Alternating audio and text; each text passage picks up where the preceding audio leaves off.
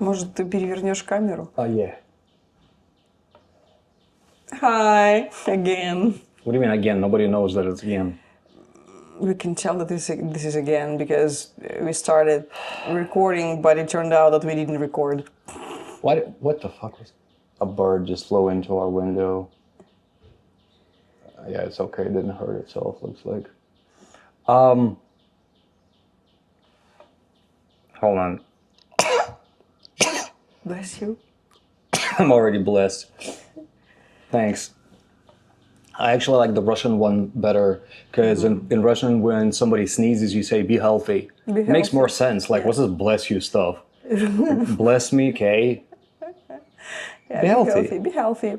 You know, like, будь здоров. That's what you say. Okay, yesterday we were talking about rituals and we forgot to mention the one we think this is like important. Wherever we go, whatever. Wherever. Wherever. Wherever. Wherever. Wherever we go. Wherever we go. Yeah, just like slur it, you know, like smoosh all your words together so Yes. that you're kind of like kind of understandable, but you know it kind of makes sense because it's like situational, you know. Where we go, we cook our own breakfast, and wherever we're able to cook, see wherever God damn it, now you infected me with this. Wherever we're able to cook, we cook, and we make like, we fry our eggs, we fry a bunch of eggs, we have 4 eggs each, and we toss 2 yolks each, so it's like protein, and a bunch of veggies like avocados, cucumbers, tomatoes, and whatever greens we can get our hands on, and a bunch of pumpkin seeds if we can get our hands on that. So that's our breakfast. It's fairly big. And if we have like a bunch of shrimp, we'll put it in there as well. Or whatever kind of additional protein. But we love it. And that's what we cook everywhere we go. And partially is not, you know, that we don't like to experiment. We just don't trust others to make breakfast for us most of the time.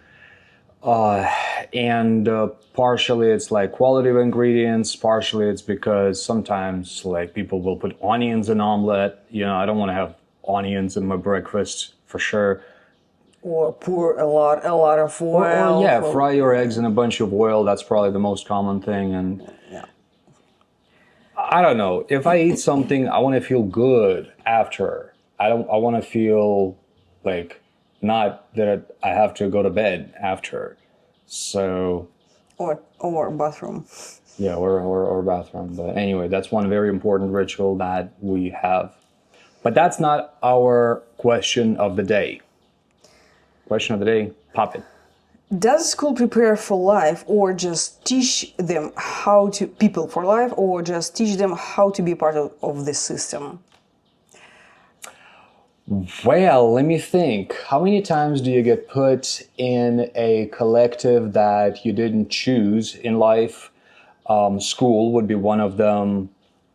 Prison would be another. And army by conscription would be another. I don't know. Can you think of any other ones where you get put into a place you didn't choose and get to be with a collective you didn't choose? I can't really think of any. But point is, it's always a very traumatizing experience. Yeah, the school is the most traumatizing social institute, I believe. Because you go there, first being a child, then being a teenager, you're still there. And this is the most vulnerable period of your life. And you get so much traumas in that period, and most of them are from the school. So first of all, from the family, of course, from parents, when you just Yeah, you mean the trauma that you get? yeah, and then when you Everybody's traumatized by yeah, of things. course, it's not. I don't say that this is like something bad or just you say can avoid it. No, like everybody gets their own traumas. Even if you have great parents, you'll Yeah, one of way or course. another you'll get traumatized by something. Yeah. So I don't blame anyone right now, but school is the most I believe, the most traumatizing social institute. Well, I mean, it is a necessary institute because, of course, like kids have to learn social skills and you gotta get out of your house, get out of the nest so that you're prepared for the real world. But answering the question, preparing for the system, for being a part of the system, most of all, no? It's so I want to tell my story first. I went to 3 schools in my life. The first one was in Russia. It was like a post-Soviet school. I went to school in 1990 or 1991. I forget what year it was, but point is, that was a system that was transitioning from the Soviet times into the newer Russia, and that was so Russian schools work differently from American schools. I don't know what about other Western countries, but in Russian schools, you study like all your school life, grade 1 to grade 11, you study in the same building and you stay with the same class. So whatever class you get assigned with, like from first grade, that's the same people you'll be graduating in 11th grade. Sure, some people will come, some people will leave, but it's more or less, it's the same collective. And you have, depending on the school, but you have a fairly limited amount of teachers, right? So meaning that it's the same building. I have the same teacher of mathematics from 5th grade to 11. Yeah. The same one. Yeah. There you go. So it's you're kind of stuck with the same people. Whereas in the US, of course, you have different buildings. You have the elementary school, you have middle school, and you have high school.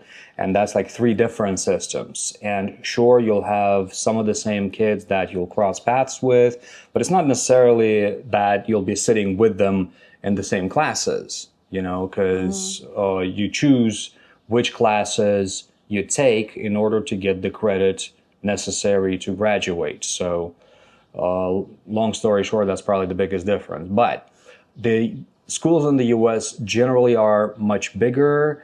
They're district-wide, where kids get bussed in from whatever school district that they live in. So it's, you generally deal with a much larger number of people than you do in Russian schools. And in Russian schools, there are more of these school buildings, again, that, you go from grade 1 to grade 11.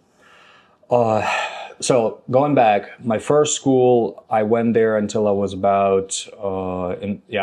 I was in the 7th grade. God, I hated that school so much. And I started hating it when I was around the age of 5. And I was bullied. I wasn't really the top on the social hierarchy when I went to school. So that really affected my grades. And that was a very traumatizing experience. Teachers, going back to me mentioning the post-Soviet schools, were very authoritarian. True. And this is a very common tendency. The pressure they made was... The pressure they put was really like big, bad, I don't know how to say. But I didn't feel like uncomfortable in school, let's say.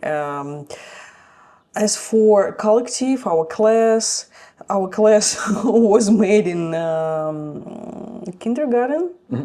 Was put together. Yeah, and then all together we went to school, let's say, and the collective was pretty well. But I felt in school pretty like comfortable because I was not the best, but I really studied well. How to say? Yeah. Yeah. And were you like a straight A student? Like yeah, and teachers like loved me, but looking back, I realize how many Not frames, установок. How many preset Preset I got. how many preset like Frameworks I got. Yeah. There is like common and I think favorite expression that Russian teachers say. It's like there is no one. There is like have to. have There to. is only have to. You yeah. you only have to. Yeah, this is a very typical thing that Russian teachers Yeah, say. yeah. At least they used to when we went to school. Yeah. I don't know what things are like now, but so that was the first experience. Again, the teachers are very authoritarian. Of course, some better, some worse. You know, some actually do care about. I'm sure most of them care, but just the way they did their job was very tough on the kids. And in my experience, you know, like my math teacher, my geography teacher were just I think it's Soviet Union heritage. yeah, it is the Soviet Union heritage. And so anyway, moving on. I left that school partially because of the problems I described and went to a different one. This was also in Russia. I loved it. That was a really good one. And I think it's partially because I chose that one in a more conscious age, and I did have a choice, and it was based on the vibe of like the teachers towards me, the school principal, etc., and the class itself. So I made a couple of really good friends there, but unfortunately I didn't go there for a very long time because after just over half a year, I moved to the States. Boy, oh boy, that sucked. Really, I was right back into the low on the social hierarchy, you know, being an immigrant kid with completely different ideas about culture. I was into hip hop, and that was really weird. Just the way that was expressed by me when I was going to school then. And yeah, I didn't fit in at all. So I ended up like jumping from subculture to subculture, trying to fit in, and didn't go over well. I got into fights, didn't win any of those fights because the kids were much bigger, they were athletic. I was not. I mean, I am now, but back then I really wasn't. And what did I learn from it? I learned from that, you know, from American school that it's a very cold system. It really prepares you. Sure, it gives you knowledge that your parents are unable to pass on to you. I wish I had more of a choice in the matter of what school I go to. And I wish I had in both Russia and America.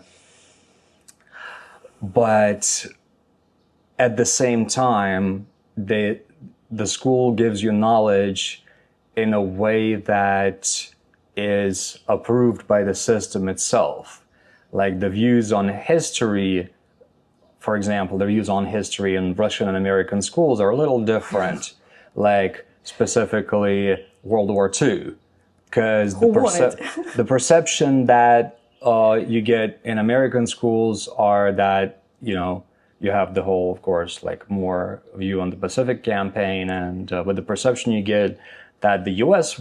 won the World War II, and I'm not saying that such a huge conflict is something that can even, I mean, it can be described as winning or losing, but I think it's a lot more complicated than one side winning or losing it, you know, because a lot of things happened.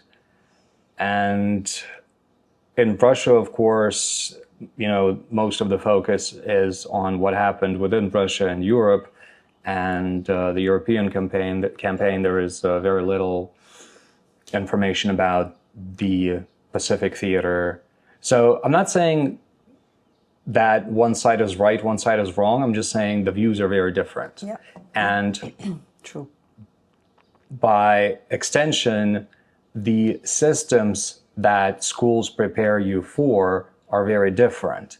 And being exposed to different ones really clears, like gives you a clear picture of the frameworks that you're being groomed to fit into, if that makes any sense. Yes, I think so. But I think nowadays school is a little bit different in Russia. Like, for example, when I finished the school, we have to pass exams, and you could choose. There were like two obligated, обязательных, Mandatory. two mandatory exams as mathematics and literature or Russian language. I don't remember, maybe Russian literature and mathematics and literature. Yeah, and then you could choose three, like geography, history, like whatever you want, whatever you need to in order to go to institute, to like Institute is college. Yes, college, like in order to to get an application, To apply? To apply, yes. Sometimes I forget really simple words. But now, they, as far as I know, they copy like Western systems with this examination when you just passed a lot of tests. And then the difference is when you prepared to pass the test is just to find the right answer, not to think, not to analyze, just to find the right answer in this. Oh, you mean to pick the answer you're given? One of the answers. Yeah, this is the big difference, because in my age, we didn't do that. That's actually another important thing. Partially how it prepares you to just be a part of the system rather than preparing you for life itself is in the US, this is especially pronounced as multiple friggin' choice. You can only choose one of the possible answers, so you have to pick the right one. You don't analyze the information, you don't it's rather rare where you have to write essays or, do things like that where you actually express yourself. Having said that, American school system is actually better when it comes to hands-on stuff. So like in biology, or rather chemistry, we actually had we experimented with chemical reactions a lot more, rather than just watching your teacher do it. Like you actually get to do things yourself. We did it also. But you have a table for every student. Like the desks are special in chemistry labs. In Russian, we were given a little bit. You get much less chance of doing it. Yeah. Or for example, in our English class, we got to debate, and we were prepared for public speaking, and that was pretty cool too. So, Actually, I don't know much about current, современный.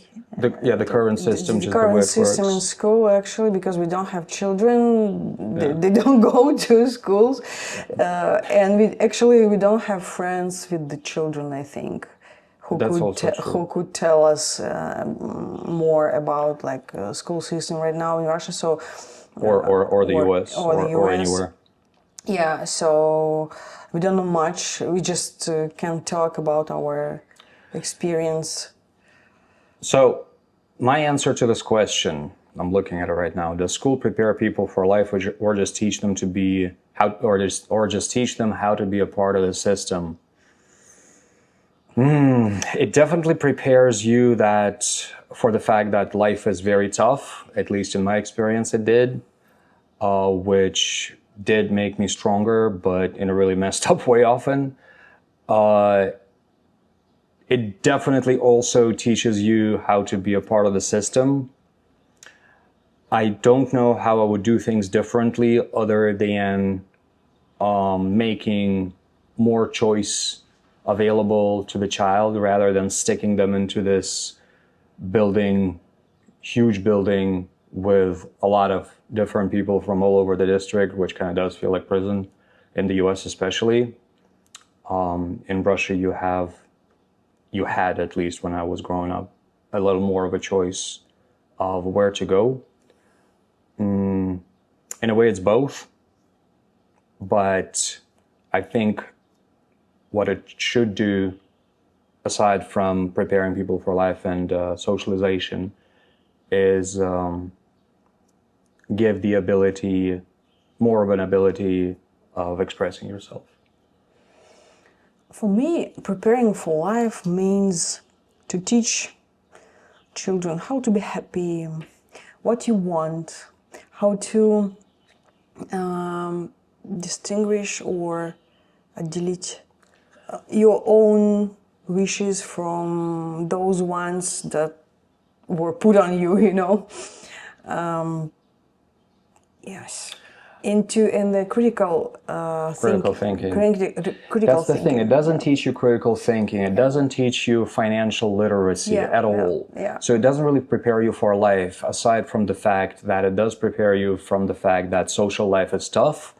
And it does prepare you for social hierarchy, for sure. Every school does that there is a hierarchy. And we're basically a bunch of hierarchical monkeys, primates. But for life, not really. I mean, find me a school that teaches you financial literacy. Find me a school that teaches you how to plan your finances, how to invest, how to make money, as opposed to just the fact, you know, that you have to do things a certain way that society expects from you. And they don't teach you how to set your own goals, not set your those own who goals. like that parents want you to achieve, you know. How to find a mate, how to raise a family, you know, like it doesn't really teach you those things. So I think maybe, but like not on how to raise a family in a way that the government expects you, like these are the values that you must impart on your children, not in that way, but rather the difficulties that you will face, you know, in life. I really wish schools did that. Yeah, to teach what you personally want from life, because I grew up thinking that I want, like, I don't know, have an apartment, for example, and then in my 35, maybe like an age of my 30s, I realized that I don't want these apartments. I don't want to buy any apartments because this was a wish for my family, for example. It was their values that everybody has to have an apartment, but I don't. Like, for example, you know? I know. Like, as long as you're able to make money, you can always rent. Yeah, that's why I realized that I'm pretty fine with renting. But for example, in my family, renting considered like... It's like there's a stigma. Yeah. And it's not just your family. Yeah. There is a stigma like in Soviet Union and post-Soviet generation, that you have to have an apartment. In the US is the same thing. It's like, it's basically created by the market that you have to own a house. And you have to own a house. And you have to want children, you know, a lot of stigmas. And as a woman, if you don't want children, you are not like a true woman. Something wrong with you. So yeah. As Rick from Rick and Morty said, school is not a place for smart people. Yeah, school. Actually, just to be honest, my experience in school was pretty much like good.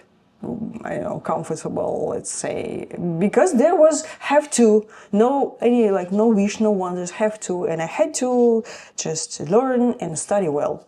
That I did. I always had a problem with authority, so that also made things more difficult. I don't listen to have to. I did. Yeah. And now, I'm trying to unlearn it. Unlearn it, and it's really hard. So what's your answer to the question? Does it prepare you for... For life, not. Because, all I need for life, I'm learning in my 40s. Yes. This is my own experience, of course. Yeah. write what you feel about this, Yeah. and please write in the comments what kind of experience you had, what kind of experience your kids are having. You know, And maybe, there is, I think, a point of view from like a teacher side. There is really tough sometimes to be a Yes. teacher, and Extremely. I can understand them as well. And it's really hard to be a teacher. because And kids don't look at teachers as human beings. Kids look at teachers as these figures who are out to get you. from one side, there are children with their parents. From other side, the government that wants you to like set some. Yeah, to do things a certain way. Yeah. There is.